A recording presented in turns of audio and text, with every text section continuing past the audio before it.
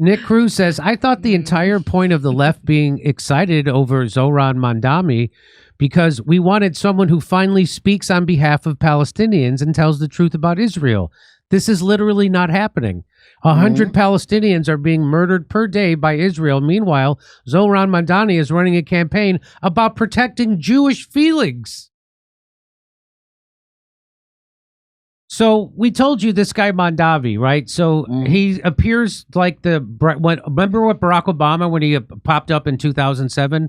I thought he was going to be new and different. He wasn't. He wasn't different than George Bush. He was a continuation. He took us from 2 wars to 7. He kicked 5 million families out of their houses while he made sure the bankers got their bonuses. He gave us a right-wing healthcare plan with no public option. Well, everybody's pay went down. Well, Wall Street got richer. He started to, again, the whole thing. Barack Obama was a Santa Claus for Wall Street and screwed over everybody else, just like Joe Biden, so no matter who you vote for, you get John McCain. And then AOC, again, she's also a tool of the establishment. We showed you that. She would never use leverage for force to vote. They would never do it. So here's the new guy. He's the latest guy. He's a Democrat. So that means he's going to support the Democratic Party. He's going to support Richie Torres, who's a Zionist. He's going to support. So that's who he is. And our friend Nick is onto this over at Revolutionary Black Network. He's onto it. Nick Cruse. Let's listen to what he has to say. Bernie Sanders met with Zohran Mandami and told him that he needs to chill out regarding how he talks about Israel and their genocide of the Palestinian people. Bernie Sanders says that Zohran Mandami needs to be more considerate of Jewish people's feelings when he talks about the issue of Israel, at a time where Israel is slaughtering Palestinians and starving them to death. Why is Bernie Sanders spending his time centering the opinions of genocidal Zionists who smear Americans as anti-Semitic? Zionist propagandists like Bernie Sanders are pretending that Zohran Mandami is scaring the Jews, even though Zohran Mandami won the Jewish vote. You guys also see how the liberal Zionist Bernie Sanders is legitimizing the anti-Semitism hoax that is used to censor Americans? Why aren't you centering the feelings of Palestinians whose family are being slaughtered while they are being smeared as being anti-Semitic because they call out the crimes of the state of Israel? Zohran Mandami has never said globalize the Intifada. Liberals are just extremely racist and feel like that Muslims should take collective responsibility for each other's actions. Intifada just means struggle.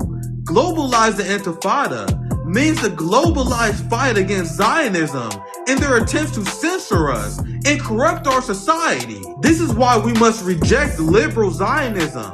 Bernie Sanders pretends to emphasize with the Palestinians, but the second that the Palestinians resist their criminal, genocidal occupier, Bernie Sanders wants them dead.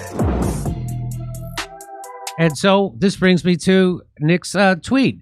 Zohran Mandami condemns Palestinian resistance and throws the Palestinian movement under the bus on MSNBC. The progressive movement is an utter disgrace. So here we go. 20 years said and been involved in things that I've later said was misunderstood, and some things that I regretted. Mrs. Coretta Scott King told me, you got to watch language, got to watch what you say. Now, let's talk about anti-Semitism. New York City is the home of the largest Jewish population outside of Israel. The mayor must build a relationship, whoever the mayor becomes, trust in all communities of the city. The term globalize the Intifada has become a flashpoint for Jewish New Yorkers who say they're concerned about how your views on the Israeli-Gaza conflict will influence how you govern the city. You said on Meet the Press in July, that's not language you would use, but you don't want to police the speech of others. But we both know words matter. The Department of Defense means something different than the Department of War. I've experienced this throughout my own civil rights career, and I've had to correct myself to deal with what people receive may not be what I meant. And words have consequences, and sometimes we need to examine our own positions to build unity. Has your personal views on the phrase of global intifada changed since you've been running for mayor? Do you understand those that see it in a more threatening way than saying, I'm just not going to police other people's language? Yes, they have. And you know, when we won the primary election, I said on that stage that I know that millions of New Yorkers care deeply about what happens in Israel and Palestine, and I'm one of those New Yorkers. And I commit to reaching even further to understand disagreement, to wrestle with the complexities of those differing viewpoints. Because what this city deserves is a mayor that looks not only to represent the close to 600,000 New Yorkers that voted for me, but rather the 8.5 million people that call this city home. And in the meetings that I have had since that moment, I've met with Jewish elected officials, with rabbis, with community leaders. And there was one rabbi that spoke to me about how that phrase for her brought back memories of bus bombings in Haifa, of restaurant attacks in Jerusalem. And I knew that from what she was sharing with me that she had a fear, as she said, that could come home to New York City. And so in having that conversation with her, I knew that the gap between the intent that I have heard some New Yorkers share with the use of that language of calling for the end of the Israeli occupation of Palestinian land was disconnected from the impact it was having in that same conversation I was having with that rabbi. So I have said, after having that conversation, that this is language I would discourage. Now, you've been running on the platform of affordability. So there you go. So there you go. Told you so to Russell Dobula, who I love, but it's a big told you so. I knew he had AOC energy off him from the start, this guy. Oh, I thought that they were calling him out for his AOC energy. They're not. Oh, they might already have called it out, but initially they were like, "No, I think this could be the guy." No, I've lived through this too many times. He's gonna. No, I know you have. The guy's going to support Richie Torres. He's a Democrat. He can't go. Mean it when you said Groverized the empanada?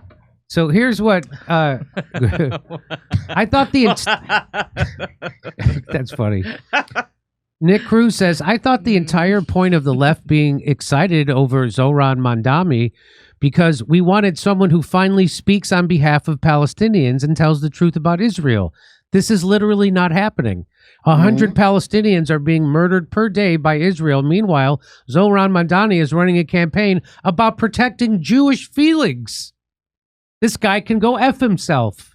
Yeah. Hey, Marxist friends, it's called a dialectic. You just got dialectic. He goes on. He goes, any true socialist leader would love to take these questions and educate people on why we should support Palestinians' right to self-determination. Zohran didn't do this, of course, because he is not a leader. He is a careerist who can't wait to sell you out. Zohran Mandami directly violated. No, I never heard of this. Have you heard of this? The thawabet, like a socialist Democrat scum regularly too. So uphold the thawabet. Can you look up what the thawabet is?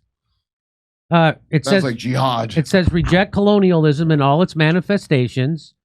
Resistance of the Zionist movement is a duty. Fight for liberation from the river to the sea, with Al-Quds as the capital of Palestine, and preserve Palestine self-determination and self-autonomy, secure the right of return for all Palestinians. So he's saying that Zohran is not upholding this, the thawabet. Have you found out what it is? The thawabet is the right to resistance, the right of self-determination, statehood, Jerusalem as the capital of Palestine, and the right of Palestinian refugees to return to their homes and lands in what is today Israel, in accordance with UNGA 194. And they said this was Palestinian National Council began this in 1970, coined this in 1977, the thawabet. You know, maybe call it something better next time. Just but also don't trust Vivek Pastrami of the left. Zohran Mandami committed to use the NYPD to fight anti-Semitism, and now he's running on legitimizing the anti-Semitism hoax and protecting Jewish feelings. Destroying this clown tonight. He's going to do it on his show. In this same interview with Al Sharpton, Zohran Mandami also said he met with landlords so he can address their concerns. This bro is cooked, and it's wild people don't see it. I'm with Nick on this. Nick is very perceptive. And I've been through this too many times. Hey, I want I want it to be true. I wanted Bernie Sanders to actually be a fighter for people. I wanted AOC to stand up to the Democratic establishment and Nancy Pelosi. I wanted Barack Obama to break up the banks and give us a functioning healthcare system and a functioning banking system. I wanted him to do he didn't do any of those things. They don't do any of those things. No matter who you vote for, you get John McCain. I want Mandami to be the guy he says he's got. He's not going to be that guy. It's not happening. He's a Democrat. He's already prioritizing Jewish feelings. Well, he didn't take into consideration how by the way, genocide, I believe, was the word was invented by a Jewish lawyer after the Holocaust, not just for Jews, but for Armenians, because they didn't have a name for it. That's right.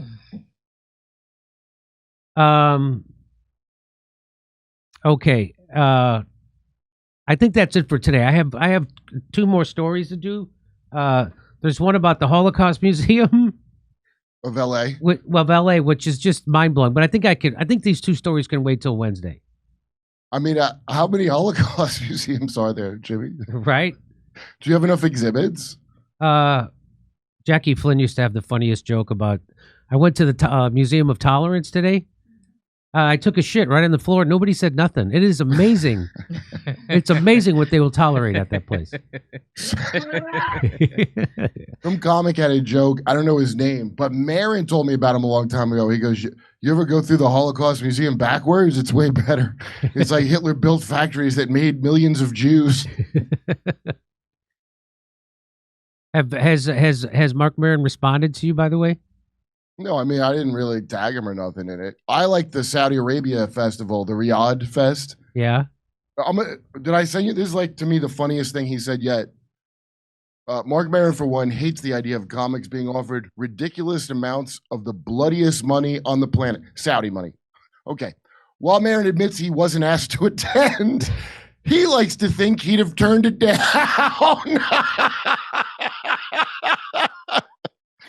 Does history not matter at all? I mean, literally, it's like the Riyadh Comedy Festival from the guys who brought you 9/11. You interviewed Obama, you son of a bitch. He likes to think he wouldn't do it if they offered him 7 figures to go to Riyadh and go tell in 25 years, I've never heard of this being a problem going to Saudi Arabia to do comedy. Like Russell Peters was not condemned for this, you know? Yeah. It's because of Jamal Khashoggi. They're trying to sell that. I thought... And wasn't he he was an asset, Khashoggi? Yeah, Turkish OSI is what I heard. Yeah. His uncle or granduncle is Adnan Khashoggi. You might have heard of from the Epstein thing. Maybe. No, they are definitely related. You could Wikipedia that. I don't know about the Turkish OSI, but it stands to reason if the press gave a shit about him, he wasn't a real journalist. Look at how they treated Julian Assange. Yeah. So if you're a real journalist, they don't say anything about you like Julian Assange or Edward Snowden. If Aaron Monte gets locked up, they ain't going to say shit for him. No. And then so on Wednesday we have the Holocaust Museum. You're not going to believe what the Holocaust Museum has done in Los Angeles. It's just it's funny. It's funny. Also, Ben Shapiro, we caught him lying 5 times in 2 minutes. So we're going to cover those 2 stories on Wednesday. But before then, make sure you watch Grab 'em by the Pussy. It's hilarious. Tell your friends. What? Are you 1 p.m. on Wednesday? Oh, Wednesday we're 1 p.m. on Wednesday because I got a 6 a.m. flight. We're going to Appleton, Wisconsin to tell jokes. Hey, guess what? We're competing again. I got great scheduling. We're the pack. It's Green. Appleton is Appleton, Green Bay, and the only thing they have going on in Appleton, Green Bay is the Green Bay Packers, and they're playing their first home game that Thursday night. Nice. The Thursday night, Jimmy Dore's in town. Nice.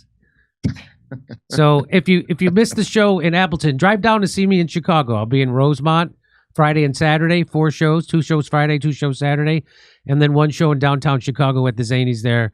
And then we'll be in Louisville, Fort Wayne, Hermosa Beach in October, in Sacramento in October, and San Francisco in October. Go to jimmydore.com for a link for tickets. We'll see you there. It's always the best time. The best thing about it is you get to be in a room full of people who are like-minded. That's the best. People get to meet people who didn't take the vax, people who saw through the Ukraine war, the Syrian war, people who see through the squashing of, see through Zionism. It's good. It's good to be in a room. People you wouldn't have thought would be like-minded. Put it that way. People you wouldn't think. Yeah, people from the left and the right.